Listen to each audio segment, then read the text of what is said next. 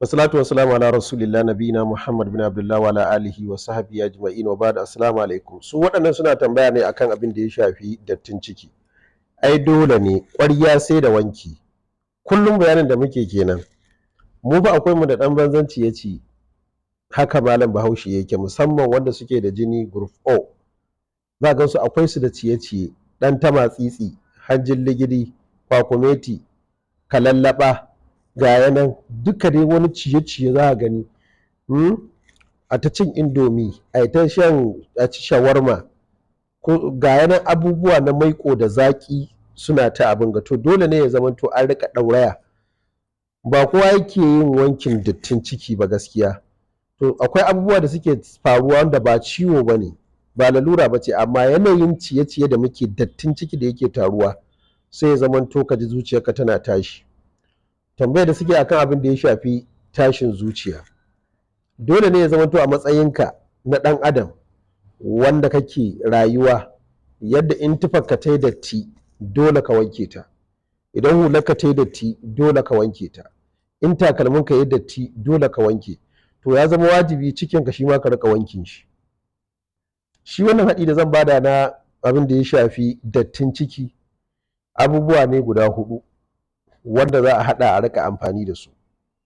In Allah ya da, in dai dattin ciki ne mai sa tashin zuciya, ko baka tashin zuciyar, in dai matsala ce ta dattin ciki, to ka haɗa wannan zai rage maka abubuwa da dama, ta yadda za a rika samun sauƙi, a rika samun sa'ida, domin a shiga wani babi na sabon lodi, tunda ita wannan jakar dole sai da lodi. Allah ya shiryar da mu. Abubuwa na farko shine za a samu garin kanunfari ko kuma kanunfarin ƙaramin cokali, sai a jiƙa shi ya kamar minti 20 ko 30 a jike, sai a tsame shi, kaga ruwan kanunfari kenan. Sannan na biyu, za a samu tsamiya, ita ma za a samu albasa.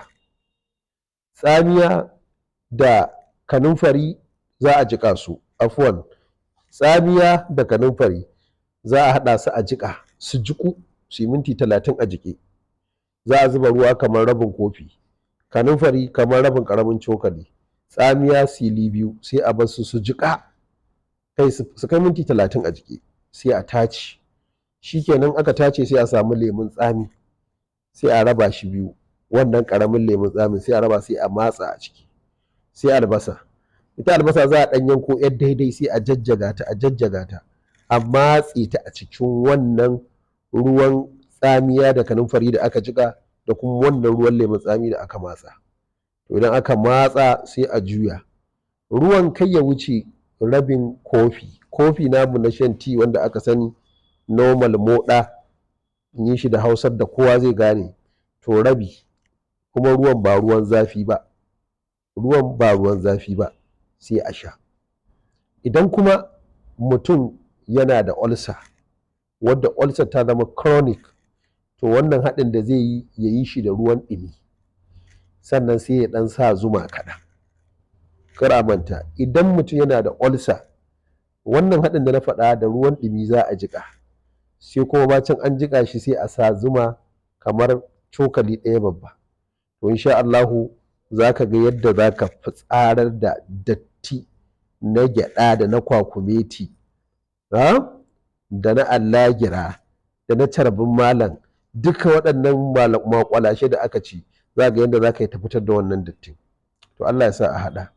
Idan aka haɗa kuma yayi, aka samu nasara, aka ji daɗi, to a sanar da al'umma annabi da inda suke, su ma su haɗa, domin mu yi musharaka da mu da ku cikin lada. Allah ya sa mu dace.